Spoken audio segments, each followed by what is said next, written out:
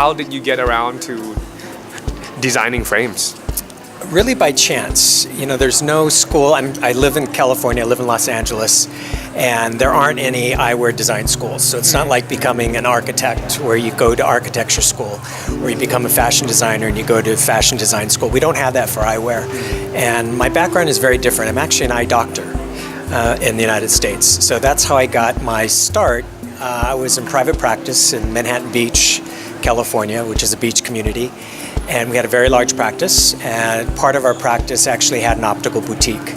And I found myself being more engaged by being in what we call the front of the house with the fashion and the eyewear than I was in the back exam rooms in a dark room seeing patients. So I had an opportunity many years ago to make a career switch and get involved in the design side of things, and that's how I got my start, completely by chance. What led you to want to design your own brand? I had my own collection many years ago. It was called Kata Eyewear, and it was based on the name itself, which is Japanese for shape and form. So the shapes and forms came from the environment, it came from nature, it came from motion and movement. So it was a collection that was very aerodynamic. Right. But then the company was sold, and then for that period of time I was actually working as creative director for other brands and other companies. But I wanted to finally sort of get back in the game and design a collection that had my own sense of aesthetics under my own name. What really inspired the whole collection that you have from start until now?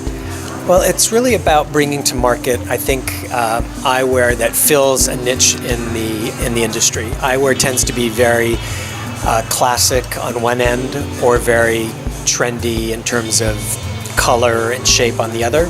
And there wasn't something more in the middle zone that allowed for both aesthetics, something that someone who has a sense of fashion wants to wear, but also doesn't want the frames themselves to make the statement. They want it to be integrated into their head-to-toe wardrobe.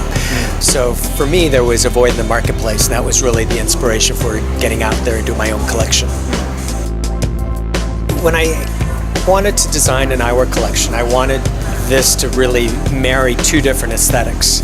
And the question is, how do you do that from a technical standpoint?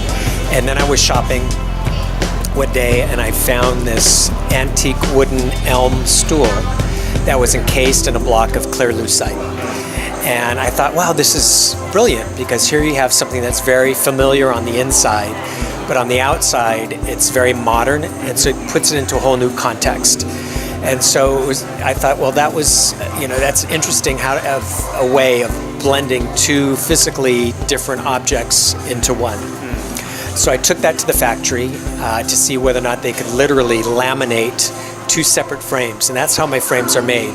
The inside frame is made as one unit, the outside frame is made as a separate unit, and they're actually laminated together, and that's what allows us to have two different aesthetics.